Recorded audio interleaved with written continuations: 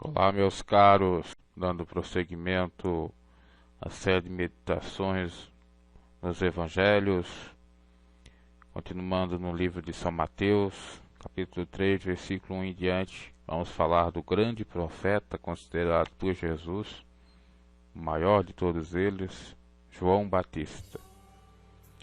Quem apresenta esse momento da pregação é esse que vos fala, Bruno G. Vamos sem mais delongas à leitura do texto sagrado e à meditação, respectivamente. E naqueles dias apareceu João Batista, pregando no deserto da Judéia, e dizendo: Arrependei-vos, porque é chegado o reino dos céus. Porque esse é o anunciado pelo profeta Isaías, que disse: Voz do que clama no deserto, preparai o caminho do Senhor, endireitai as suas veredas. Esse João tinha o seu vestido de pelos de camelo e um cinto de couro em torno de seus lombos, e alimentava-se de gafanhotos e de mel silvestre. Então ia ter com ele Jerusalém e toda a Judéia, e toda a província adjacente ao Jordão, e eram por ele batizados no rio Jordão, confessando seus pecados. E vendo ele muitos dos fariseus e dos saduceus que vinham ao seu batismo, diziam-lhes: Quem vos ensinou a fugir da ira futura? Produzi, pois, frutos dignos de arrependimento, e não presumais de vós mesmos, dizendo: Temos por pai Abraão, porque eu vos digo que mesmo dessas pedras Deus pode suscitar filhos de Abraão.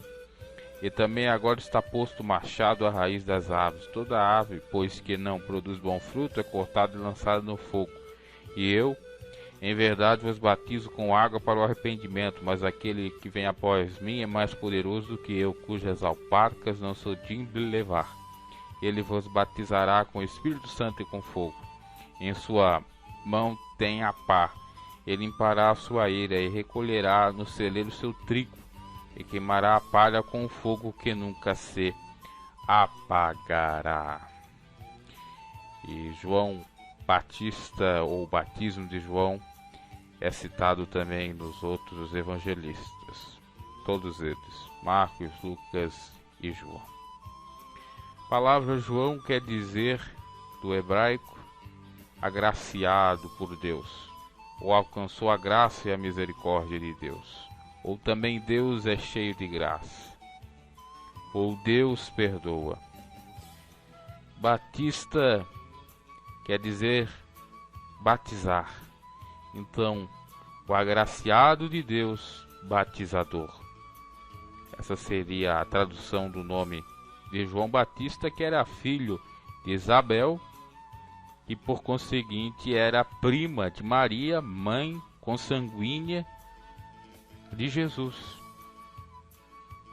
Então, João Batista, de algum modo, era primo, parente, melhor dizendo, de Jesus. Era primo segundo, já que Isabel, sua mãe, era prima de Maria. Aliás, é primo terceiro, né? Ele seria primo segundo de Maria e Jesus primo terceiro grau. E naqueles dias então apareceu João Batista, pregando no deserto da Judéia. Muitos dizem que João Batista seria da tradição dos essênios, porque esse grupo religioso era um grupo que vivia à parte da sociedade, que vivia bem simploriamente, como João Batista. Então muitos dizem que Batista era adepto dessa crença, ou desse formato ou vertente do judaísmo. Então, ele, obviamente, já sabendo da vinda de Cristo, já sabendo, obviamente, que Jesus era o Filho de Deus, pelo fato que eu já disse, que Maria e Isabel, mãe de João Batista, eram parentes. Inclusive isso vai ser salientado pelo evangelista São Lucas.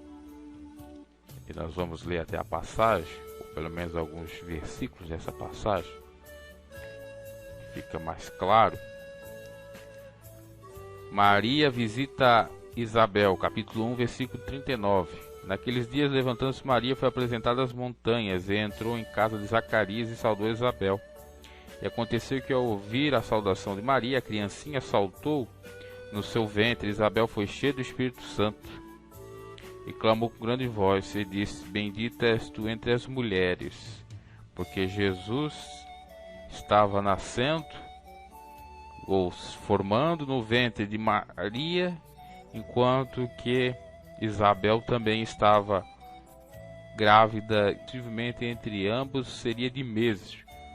João Batista nasceu primeiro do que Jesus, por isso que ele tinha contato, obviamente, com seu parente por longe.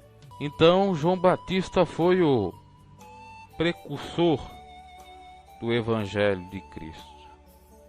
Foi o que veio primeiro pregar a salvação.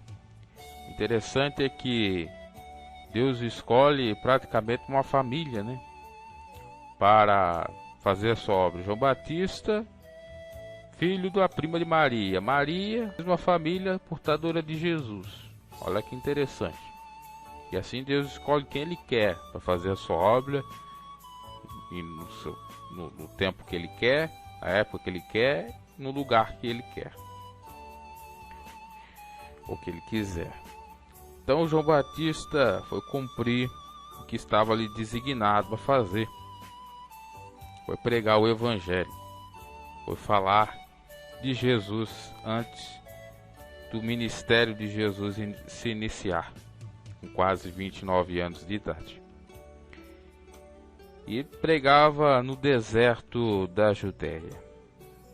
Era uma voz que clamava no deserto, porque o povo realmente estava faminto e sedento da palavra de Deus, porque o povo estava no sol escaldante da falta de Deus, ou no próprio inferno, já que não tinha a verdade da palavra do Senhor. Deserto, vocês sabem que é escaldante. Se não houver um oásis para as pessoas se descansar com a sua sombra, fica complicado se não houver, então, portanto, um oásis. João poderia ser um oásis, ou o anunciador do oásis no deserto. Seria Jesus, né, o refrigério, a sombra. Ainda a mim, todos que estáis cansados e oprimidos, que eu vos aliviarei. Então, João foi fazer a parte que lhe cabia, pregar o Evangelho, dizendo: no deserto da Judéia, no local onde Jesus nasceu, apesar de não ser precisamente na Judéia, mas foi no reinado da Judéia, em Judá, aliás, em Belém de Judá, dizendo: arrependei-vos, porque é chegado o reino dos céus. Não é o reino da terra, não é o reino dos homens, não é o reino dos poderosos, dos reis, não é o reino da prosperidade, o reino da paz simplesmente, não é o reino do anticristo, não é o reino do próprio inimigo, Satanás, mas é o reino dos céus.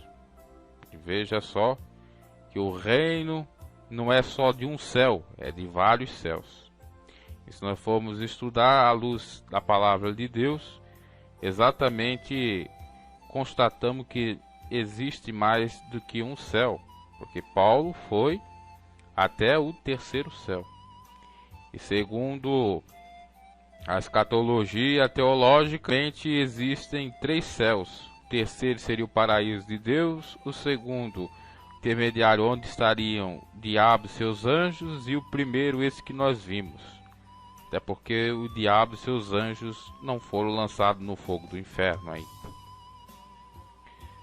Há muitos que criticam, mas como que lá em Apocalipse diz que o inferno dará as suas almas? Mas você tem que saber onde exatamente é o inferno, porque em Apocalipse fala que esse inferno dará as suas almas, lançando eles aonde? No lago de fogo. No lago de fogo, muito maior do que o inferno. E depois, o inferno pode ser sinônimo de Seol. Se for Seol, ele pode significar sepultura. Também tem essa possibilidade. Então, meus caros, temos 3 céus. E João Batista diz que é necessário se arrepender para alcançar esses céus, para ir ao reino dos céus. Há uma outra vertente teológica que diz que possivelmente existe 7 céus, e que aquele que na realidade Paulo chegou foi um céu inferior, onde estaria de fato Deus. Esse seria o céu onde os salvos estariam, ou onde os que morrem em Cristo vão. Outra possibilidade. A Bíblia não é clara nesse sentido. Então por isso que surgem essas teorias de várias formas, de vários tipos. Assim como existem teorias dizendo que existem 7 infernos, que o nosso sofrimento seria um dos infernos, por exemplo. Só para você entender. Tá, reino dos céus. Reino dos céus que pode ser tanto a salvação, a vida eterna, como a paz, a prosperidade, as bênçãos de Deus aqui nessa terra, porque o reino dos céus está na vida das pessoas, ou as pessoas que são cristãs fazem o reinado dos céus, que tem como rei principal Jesus, já que aceitaram a ele. E são reis e sacerdotes ungidos por ele, como bem fala São Pedro. João fala: arrependei-vos, porque é chegado o reino dos céus. Para você chegar ao reino dos céus é necessário se arrepender. Para você ter um encontro com Jesus é necessário se arrepender. E aqui estava também significando o reino dos céus, a chegada da ministração do ministério de Cristo, porque ele simbolizava os céus também, já que era Deus na terra. E quem aceita Jesus faz parte do reino dos céus aqui na terra, bem como nos céus de fato, no paraíso.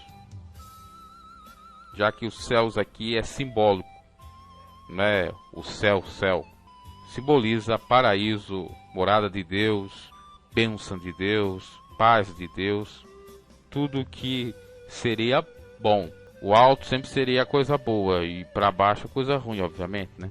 O inferno ou o lago de fogo seria para baixo e para cima a divindade de Deus. Então arrependei-vos, meus caros, porque é chegado o reino dos céus. Mas se arrepender do quê?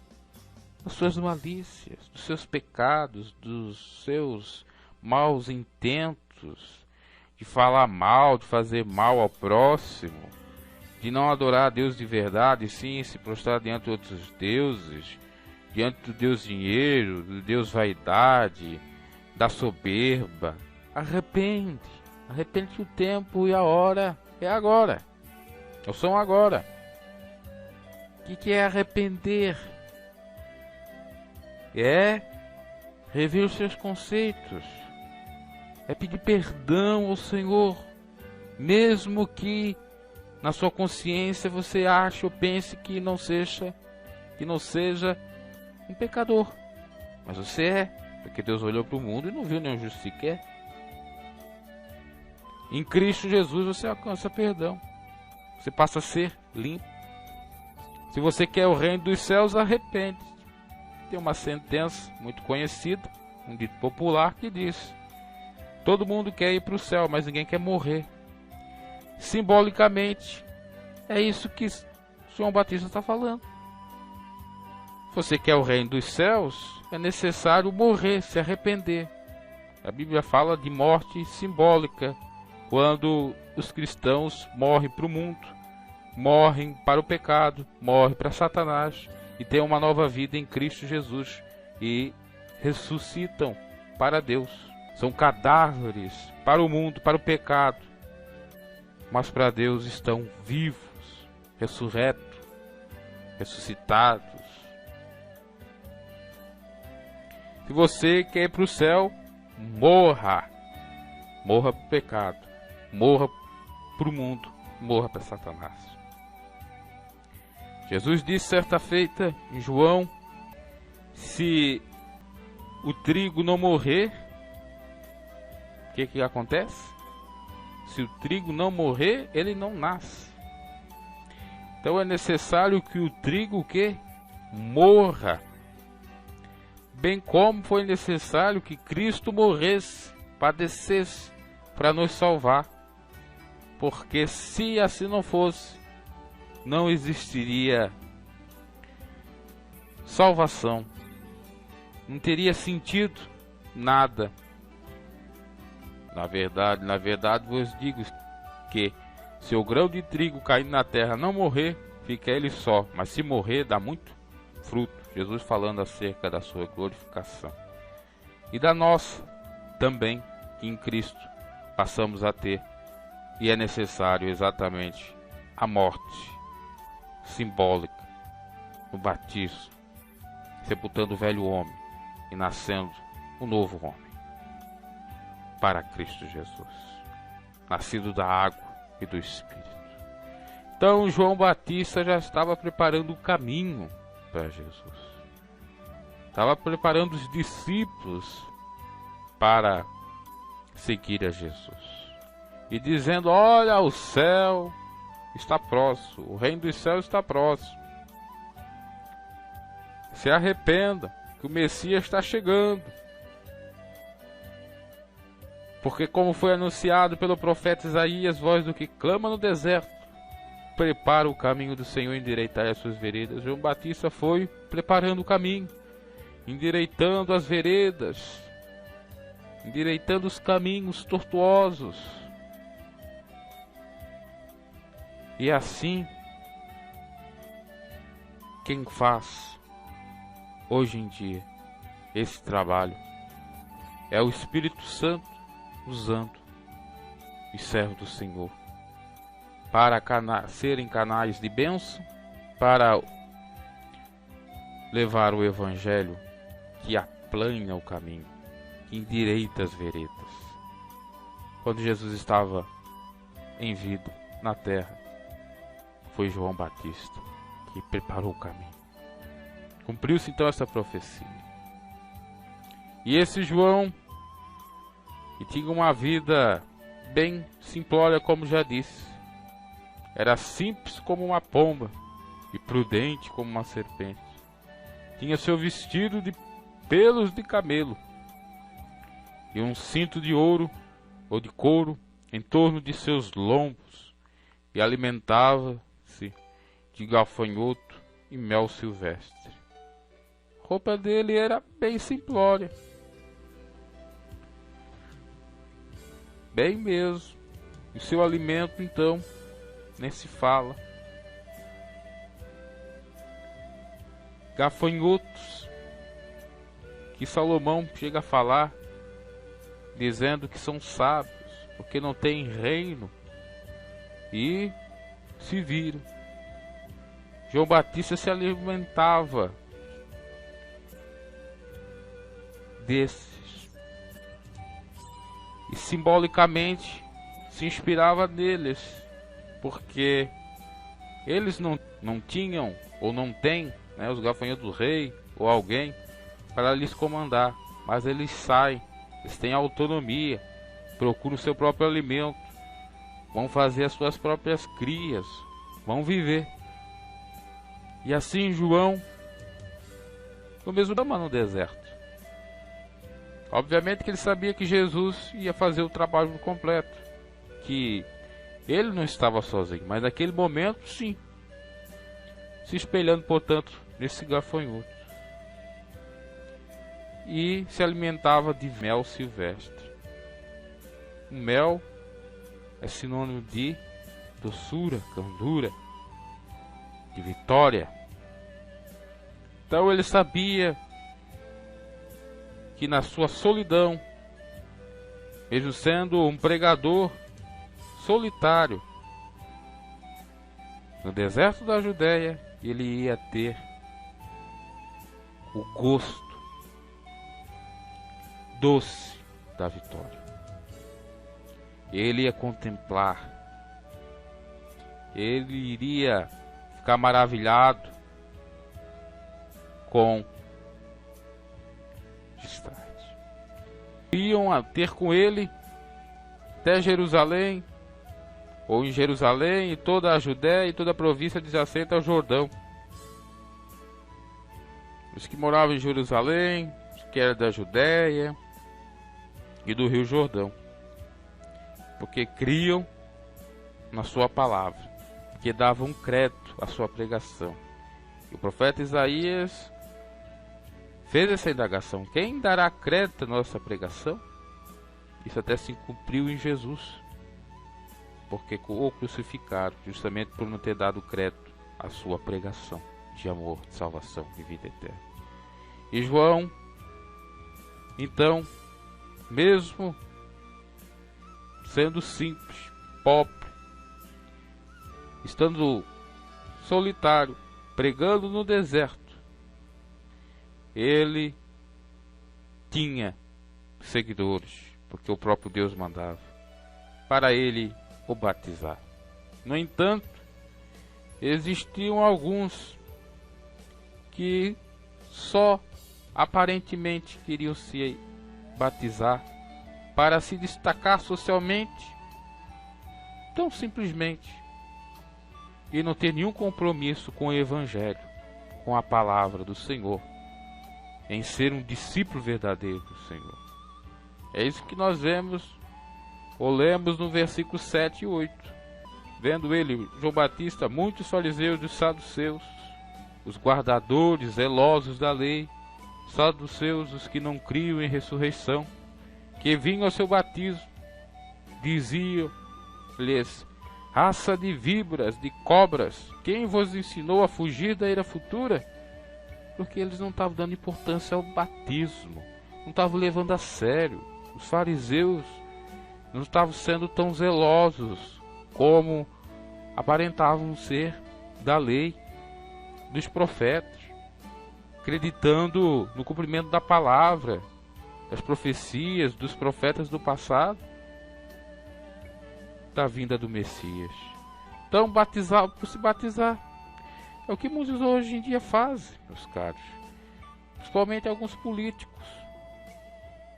Recentemente, Jair Bolsonaro se batizou no Rio Jordão. Para quê? Para chamar a atenção do povo evangélico, melhor dizendo, para ganhar votos deles. E se fosse feito isso na época de João Batista, com certeza Jair Bolsonaro ia ser repreendido por João Batista. Aí os fanáticos, adeptos dele, né, do Jair Bolsonaro, pré-candidato à presidência, não, ficar, né, bem incomodados com a exortação de João Batista. E os João Batistas dos dias atuais estão aí pregando exatamente isso. E eles ficam um pouco incomodados. Por quê? Estão alienados, são fanáticos. E João Batista não queria isso. Ele queria endireitar o caminho para quando chegasse Jesus, de fato, as pessoas já estivessem arrependidas dos seus pecados, com a vida transformada, e aí recebiam então o Espírito Santo que viria do próprio Jesus, ou quando ele partisse.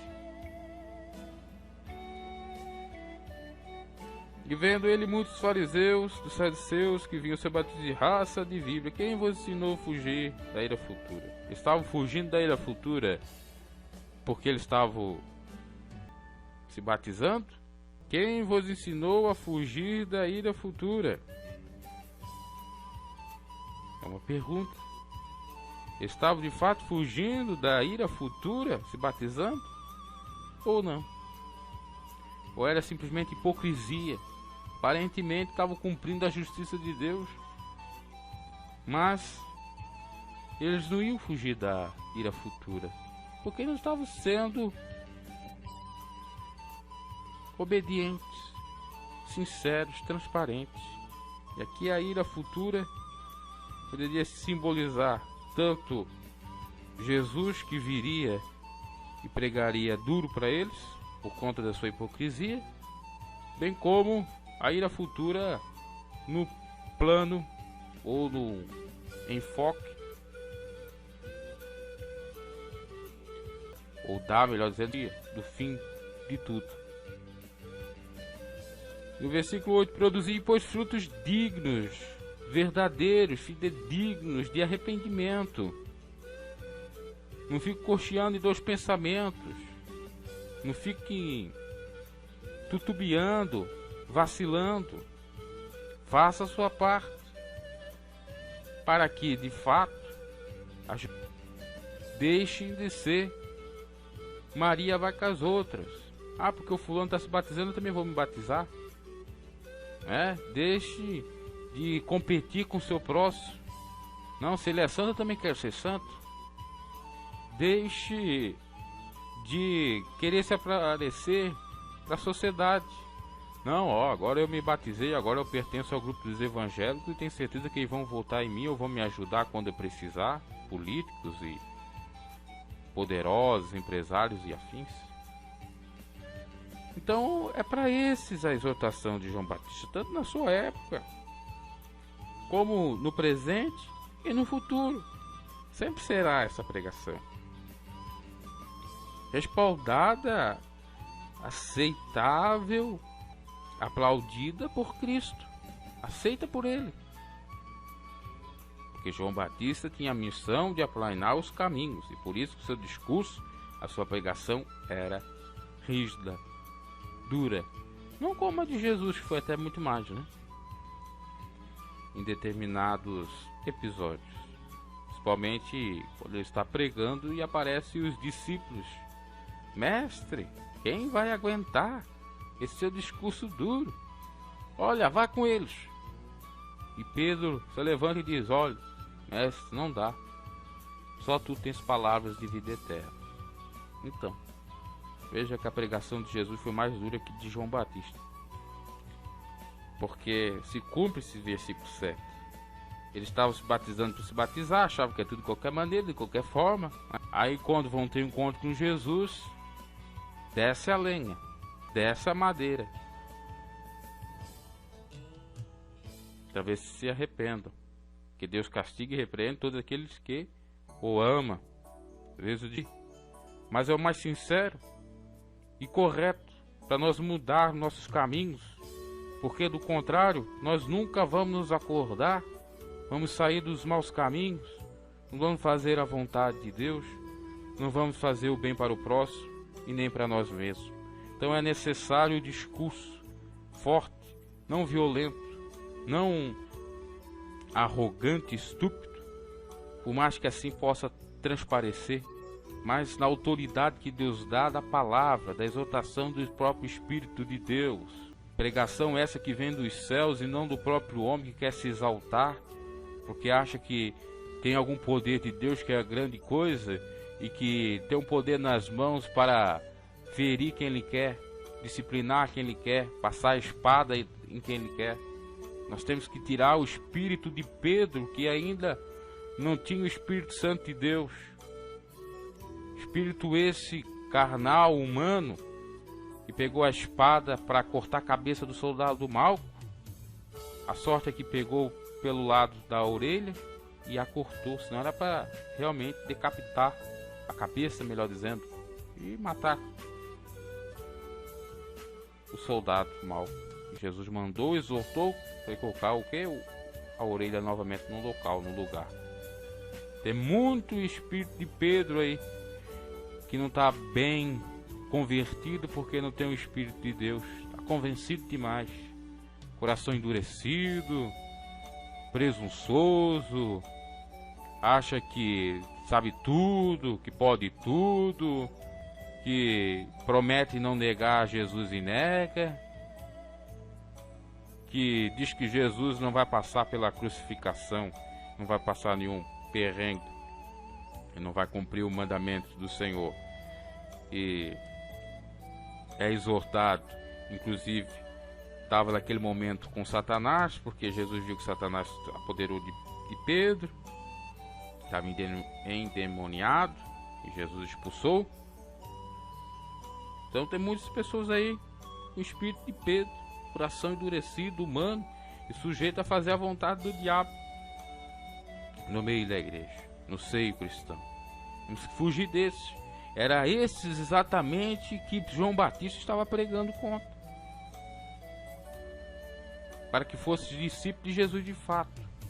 Ah, mas Jesus chamou Pedro, não foi João Batista que pregou para Pedro.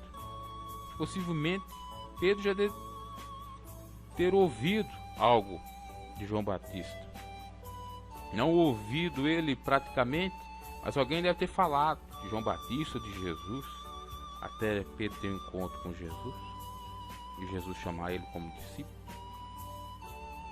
E todos os discípulos tinham algum problema, né? E que depois tiveram o Espírito Santo de Deus, é aí que foram mudados, transformados realmente. Antes, porém, negativo, né? Fizeram coisas que até quem não era seguidor de Cristo não fazia. E não presumais de vós mesmos, dizendo: temos por pai Abraão, porque eu vos digo que mesmo dessas pedras Deus pode suscitar filhos a Abraão. Deus pode suscitar dessas pedras, desses que têm um coração endurecido, desses que não têm a promessa de Deus, dos gentios, filhos de Abraão. Isso é tanto simbólico como literal. Deus pode realmente da pedra criar um homem, uma mulher, como criou do pó da terra. Bem como simbolicamente ele pode criar filhos de Abraão, Abraão representando Deus, dele próprio, né? Mudando o coração de pedra e transformando em carne, fazendo esses gentios, ou até mesmo judeus no caso, a ter um coração segundo a vontade de Deus, bem como no presente momento.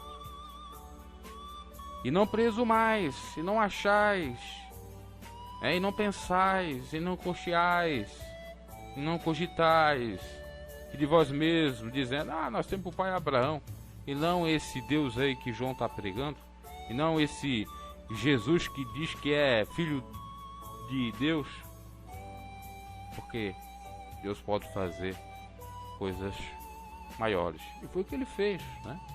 Salvação para todos. E em Pedro vai dizer exatamente que nós somos pedras vivas do Senhor, e que Jesus é a pedra de esquina recusada, desprezada por muitos ou por todos. Por isso aqui que João fala que daquelas pedras, né, Deus faria filhos de Deus, que Abraão aqui representa Deus. E em cima da pedra angular, da rocha, que é Jesus, que fortifica a casa de Deus, que somos nós, o templo do Deus vivo, não feito pelas mãos dos homens, mas sim pelo próprio Deus, pelo próprio Espírito de Deus. Então, o recado de Deus para nós, no meio dessa mensagem, é: não fica aí pensando que você é melhor que os outros, não fica: eu sirvo a minha religião, não vou mudar, porque a minha religião é certa. A tua religião já é errada, só em pregar isso, porque não existe salvação em religião ou em igreja institucional alguma.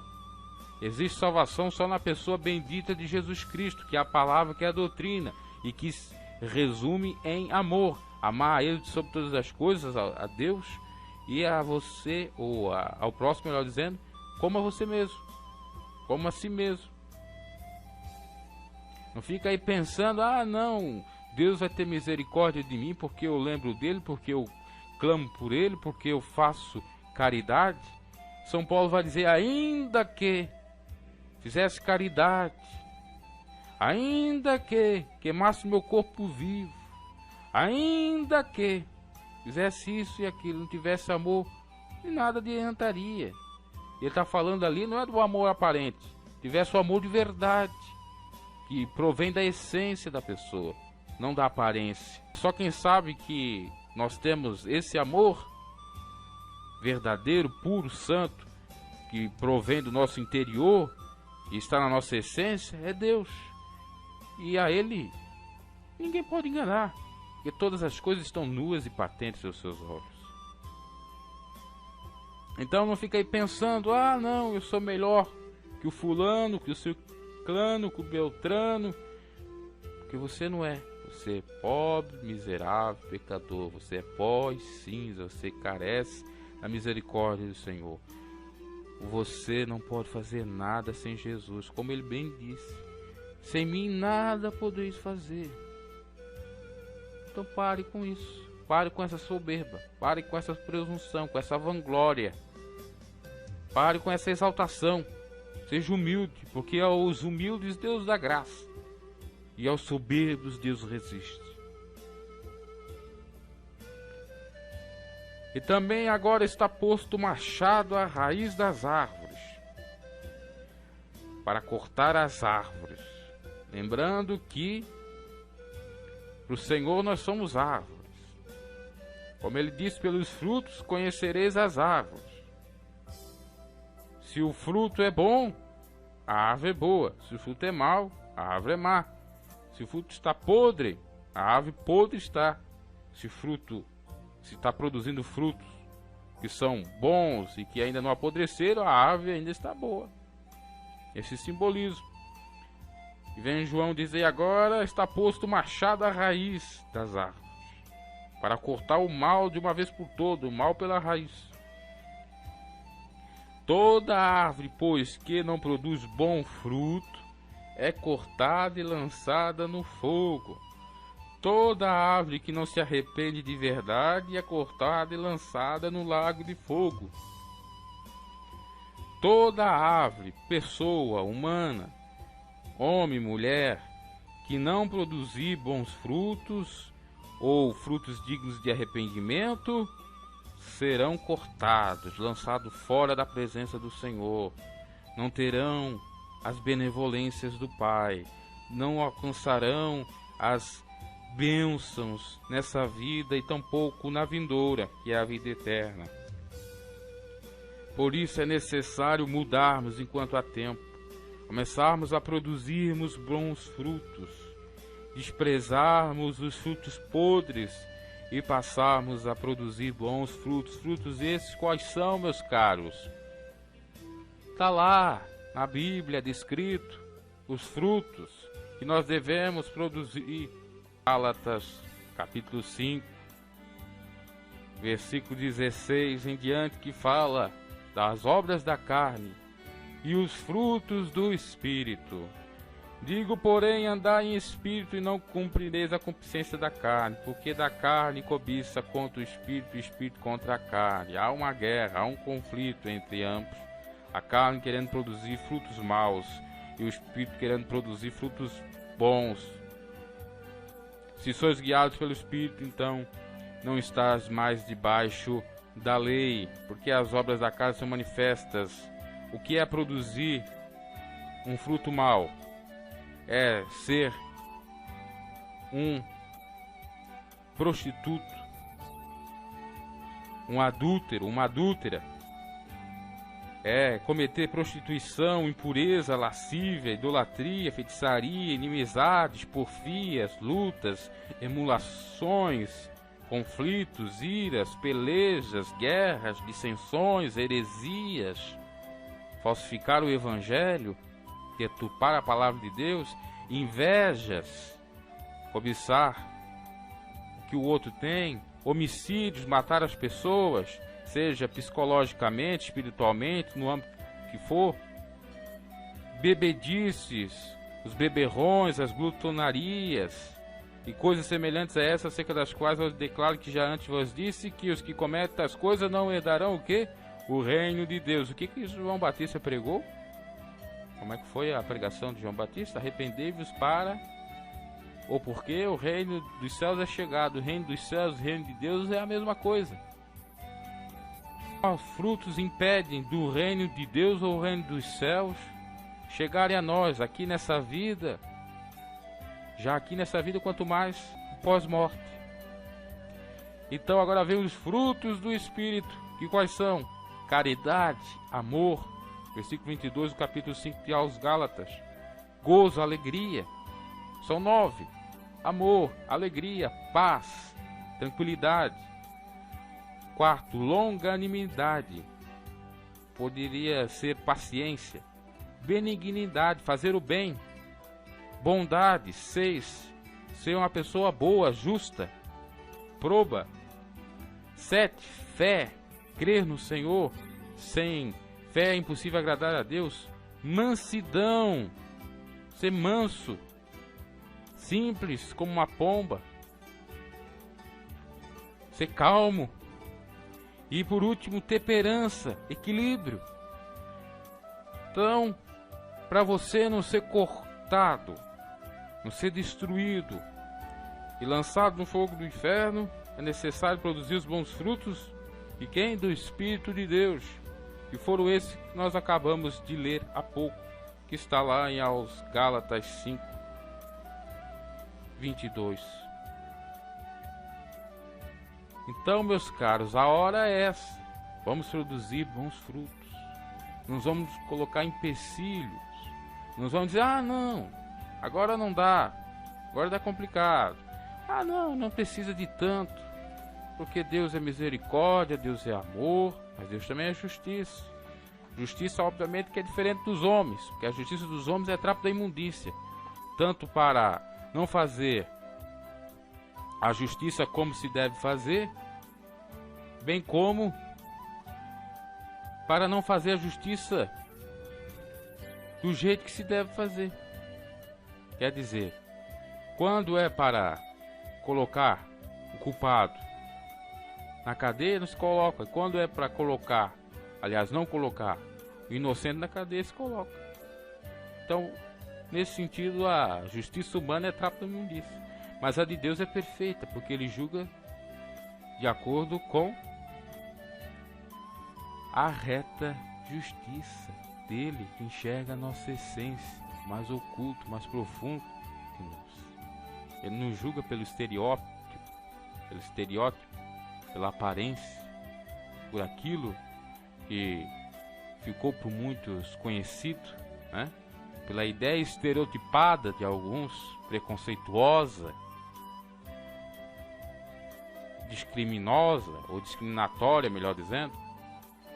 Não, Jesus olha o todo, faz o seu raio-x da planta dos nossos pés até o alto da nossa cabeça,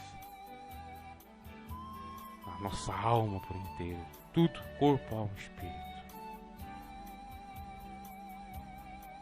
Então por isso que nós devemos fazer ou procurar ser uma árvore boa e produzir bons frutos.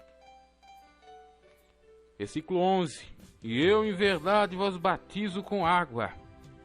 João Batista falando que os batizava com água no Rio Jordão. Com a água mesmo do Rio Jordão, que era até podre, né? O Jordão era um rio muito sujo, como nós podemos constatar no caso de Naamã, que não queria mergulhar no Rio Jordão porque era muito sujo. E ele batizava com aquela água para o arrependimento. Então a água representava o arrependimento, sepultamento do velho homem. Mas para a obra feita era necessário o quê? Aquele que vem após mim é mais poderoso do que eu. cujas alparcas, sandálias não sou digno de levar. Quem que vem após ele? Jesus Cristo, Deus é salvação, Messias, ungido, cujo as alparcas, segundo João Batista, ele não era digno de levar, pegar, nem as alpacas, quanto mais qualquer outra coisa, né? Tocar nele, por exemplo. E vos batizará com o Espírito Santo e com fogo. E aí vem a crítica dos reformadores e a contracrítica ou a argumentação dos pentecostais, que aqui com essa passagem afirma que Deus batiza com o Espírito Santo e que o Espírito Santo seria o falar em outras línguas. Mas se nós entendermos à luz da palavra de Deus, de Atos, fazer uma examinação por completa, nós vamos entender que o batismo do Espírito Santo não é língua estranha. A língua estranha é um dom do Espírito Santo, é uma coisa muito diferente. Pode se manifestar assim quando o Espírito Santo está operando, está trabalhando na igreja, bem como de outras formas, com outros dons.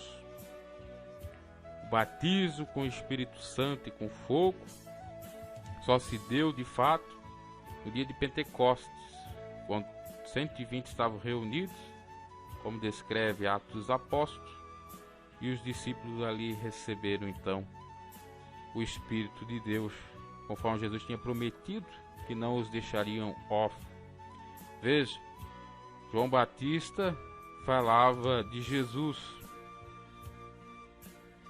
que iria os batizar com o Espírito Santo e com fogo. Ia batizá-los quando ele fosse embora, morresse daqui. Olha que simbolismo também. Nós somos sepultados quando morremos simbolicamente no batismo nas águas. Passamos a ter de fato uma nova vida, e vida em nós mesmos eterna, quando recebemos o Espírito Santo, porque São Paulo vai dizer que é para nós pelo qual nós estamos selados para o dia da redenção, como se fosse o Espírito Santo o passaporte para nós entrar na Nova Jerusalém. Quem não tem o Espírito Santo não tem salvação, mas não é o dom das línguas. O Espírito Santo habita no ser humano quando de fato ele se arrepende e cumpre o ritualismo, o simbolismo do batismo e quer dedicar-se a ter uma vida mais casta, mais santa, pura, para o louvor de Deus. Veja, Jesus morreu. Quando Jesus morre, ressuscita e sobe à destra de Deus Pai, depois de 40 dias e 40 noites, ele ficou na terra após a ressurreição. Então vem o Espírito Santo, quer dizer, ele foi ao Pai para os enviar o Espírito Santo e os batizar de modo simbólico. Da mesma maneira que nós vamos às águas para sepultar, um simbolismo, esse velho homem, e para dar novidades, porque não adianta só sepultar, né? Porque se você vai sepultar, sepultou.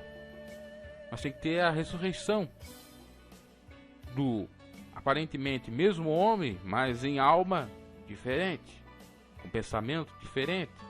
E aí é necessário o trabalho do Paráclito Divino, que é o Espírito Santo.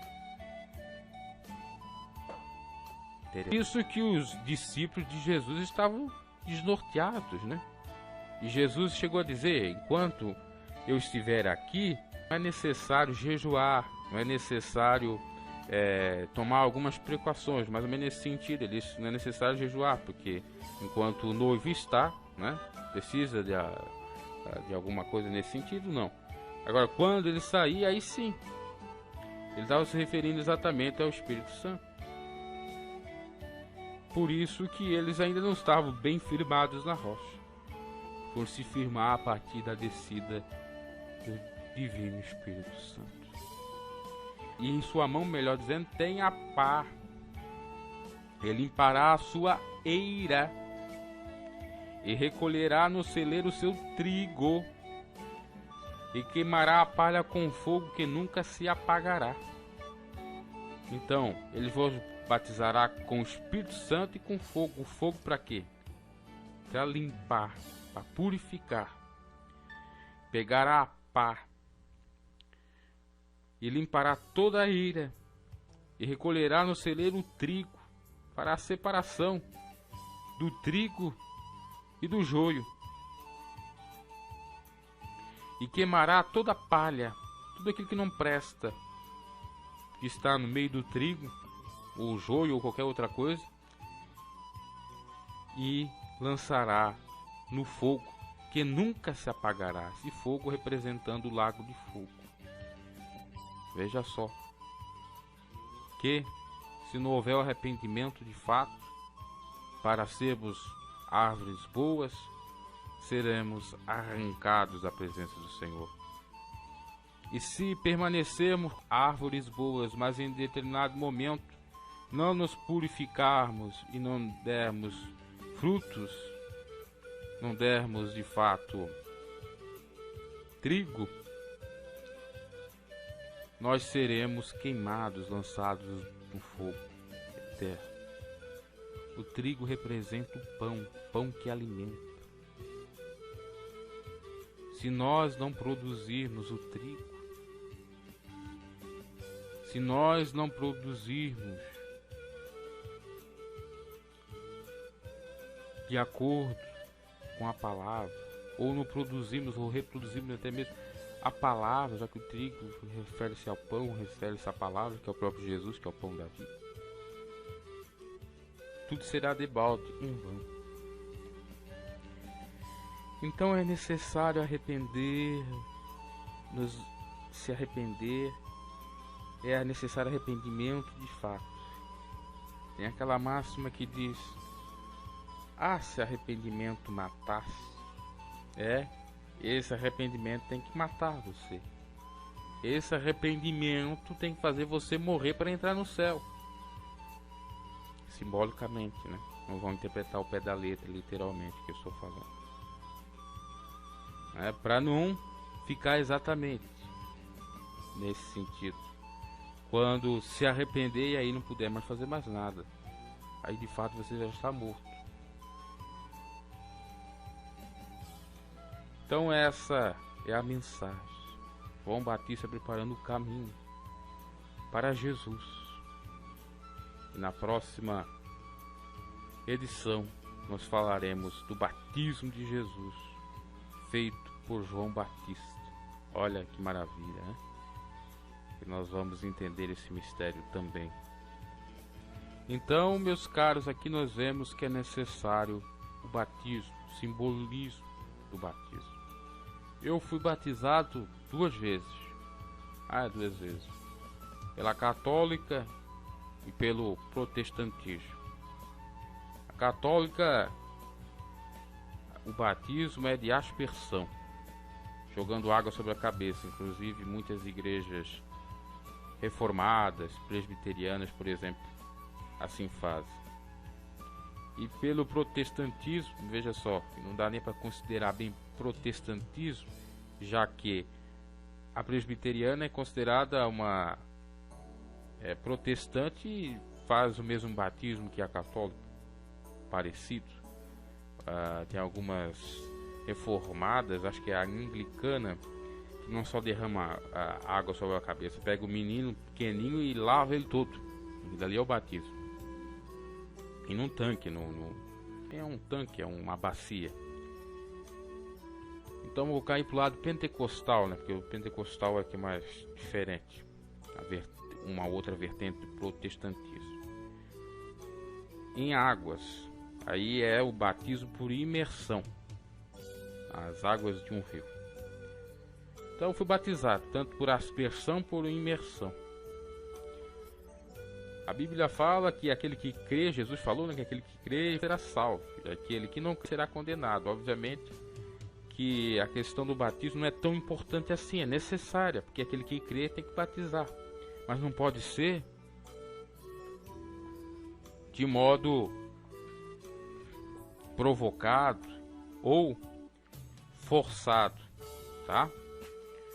Como faz a Igreja Católica e outras, né? Como já disse essa presbiteriana, que a criança não conhece nada, não tem conhecimento de nada, não tem consciência de nada, é um anjo, é um inocente, é neutro, batiza. E o batismo de João Batista foi para arrependimento. Como é que uma criança pode se arrepender se ela não sabe o que é certo e o que é errado? Se é a sociedade, né, que vai a corromper, segundo o filósofo, para fazer o mal, né? Então é meio ilógico esse batismo à luz da palavra de Deus, apesar de que Deus deve considerar de algum modo. Aí muitos vão dizer: ah, mas o batismo é um simbolismo da saída do mundo do paganismo para o mundo cristão. E se a criança, quando pequena, já louva a Deus, já faz a obra de Deus, por que ela não pode ser batizada quando criança? Essa é alguma das argumentações desses que assim pensam que a criança deve ser batizada já desde a mais tenra idade. Ah, mas você apresenta a criança. Ora, Jesus é o exemplo. Jesus foi apresentado e não batizado, até porque Jesus estava de acordo com a tradição judaica, que dá com 12 a 14 anos. Hoje, possivelmente na época de Jesus, com quase 30 anos, que é o batismo dos judeus. Mas aqui também encaixa uma outra questão, que é o nascimento da igreja, que é um pouco diferente da crença judaica, apesar de Jesus estar cumprindo um pouco da lei judaica, mosaica. Inclusive, quando foi apresentado, cumpriu o procedimento da circuncisão. E depois Paulo vai revelar esse mistério, dizendo que a circuncisão é um simbolismo, ou foi um simbolismo para os judeus, como batismo. Então, o exemplo de Jesus, ele foi incircuncidado, né? Usado, ou participou do processo da circuncisão, com 8 dias. E seria apresentado. O batismo foi com quase 30 anos, com a idade em que ele poderia então entender as coisas da vida e produzir frutos de arrependimento, assim como as pessoas adultas. Aí muitos vão lá procurar em Atos, que diz que uma família toda se batizou e possivelmente tinha crianças e tal, para argumentar a possibilidade do batismo antes da idade civil ou da maioridade. Ok, então eu fui batizado por aspersão e por imersão. Para mim, teve o simbolismo último da imersão foi maior, porque eu tinha mais lucidez do que eu estava fazendo, estava decidido a fazer, foi com 18 anos. Para mim foi o que mais valeu, e que eu me lembro, né? Porque o outro eu não me lembro nada. Então aí que tá o problema. Só que se eu não fosse batizado e tivesse tido encontro com o Senhor Jesus, de verdade, eu poderia ser salvo. O batismo não é um pré-requisito, por mais que deve ser feito, mas não é um pré-requisito de fato legalmente, que é uma regra que não pode ser quebrada, que não há exceção e que se não feita e não cumprida, não é isso. O não batizar não impede ninguém ir ao céu, e o que impede é exatamente não crer no unigênito Filho de Deus, porque há situações que Deus sabe. Tem pessoas que não podem manifestar, por exemplo, na China, lá os chineses estão sob o regime comunista, que é ateu, ou que não aceita as outras denominações, e quando aceita tem várias restrições, dentre elas professar a fé publicamente. O batismo publicamente não é aceito. Então as pessoas vão morrer, entregar suas vidas porque não pode se batizar? Será que Deus não entende isso? E elas já aceitaram a Jesus? O ladrão na cruz não aceitou a Jesus? Não foi para o paraíso? Hoje mesmo estará no paraíso? Então tem exceção à regra. É bom falar disso, porque muitos ficam na paranoia, e tem até pastor que deixa os membros na paranoia. Olha, tem que batizar, porque se não batizar vai para o inferno. Aí diz aqui: Olha, para produzir frutos de arrependimento. Se você não deixou do pecado, se você não deixou dos vícios, você não pode se batizar, achando que o batismo é tão sagrado assim. A realidade não é o batismo que é tão sagrado. O que é sagrado é a palavra de Deus, que diz que tem que crer, e quem crê há uma mudança nessa pessoa. Porque se fosse assim o batismo tão importante, então era só se batizar e automaticamente todo mundo estaria salvo. Não, me batizei, cumpri o pré-requisito, estou salvo. E não é bem verdade. Quantos que vão perder a salvação, até já perderam, e foram batizados? A Bíblia diz, Jesus disse, ganharás o mundo todo, perderás a tua alma. Então isso é, de certo ponto, alguma falácia, dependendo do contexto, obviamente. Claro que quem crê, cumpre a justiça. Eu não sou contra o batismo. Só que existe a exceção à regra, né? Aí a religião tenta dizer, não, que se você não batizar, você vai para o inferno. Se você não fizer isso ou fazer aquilo, se você não abandonar os vícios, você vai. Os vícios, sim. As obras da carne, sim. Mas não é por conta que eu deixei de me batizar que eu vou para o inferno. E muitos até, inclusive, batizam a pessoa que não está. Tem que batizar para ser salva. Assim ela já tem uma chance. Já que ela foi batizada, agora só vai deixar o do vício. E não é assim. Porque tem que ter arrependimento. Foi o que João Batista falou aqui. E o arrependimento pode ser com ou sem batismo. Se a pessoa se arrepender de fato e aceitar Jesus, ela alcança os céus, como se arrependeu Dimas, o ladrão que estava no lado direito de Jesus, na destra de Jesus. Já o outro, né, negou. E aí cumpriu. Não creu, foi condenado. Do mesmo modo, é o sujeito que está arrependido de fato e vai se batizar. Então a questão é arrependimento. O que salva é o arrependimento, não é o batismo. Eu posso não me batizar, ser salvo, bem como eu posso me batizar e não ser. Tá? Vamos tirar essa marca aí do batismo, esse mito, melhor dizendo, e dizer, não, ó, se não batizar vai para o inferno. É mentira. Falácia. É um argumento falacioso, fantasioso. Às vezes a pessoa que fala isso não fala na boa fé, porque ela realmente é leiga na palavra de Deus, foi ensinada errada, né? Os pregadores. Escutava o Danilo Gentili dizer uma coisa e bem é verdade. A igreja evangélica tem um ponto muito positivo, que é dar oportunidade para todo mundo falar, pregar, fazer a obra de Deus, né? E é isso que Jesus queria mesmo, né? O ID é para todos. Não há discriminação, não há acepção de pessoas. Mas por outro lado, também é um grande problema, porque vai justamente deixar todos, e não vai se fazer uma peneira, um filtro, para colocar, para pregar, ou para de fato serem pregador do Evangelho, aqueles que têm um compromisso com a palavra de Deus, que leem ela assiduamente, constantemente, e que a interpretam de acordo com a exegética, com a hermenêutica, com a interpretação divina da palavra do Senhor. Do contrário, vai surgir heresias, vai surgir contendas, vai surgir falsas profecias, falsas revelações, uma série de aberrações, que aí nós vemos, justamente por falta de estar embasado na palavra do Senhor.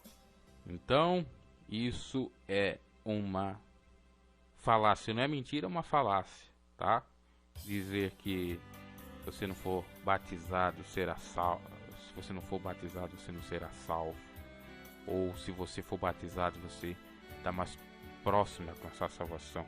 Salvação não é batismo, é arrependimento. E se não fosse arrependimento, João Batista tinha dito aqui, ó, tá bom, vocês estão se batizando, tá bom. Tá bom. Vocês estão se apresentando, vocês estão cumprindo a justiça de Deus, já tá bom.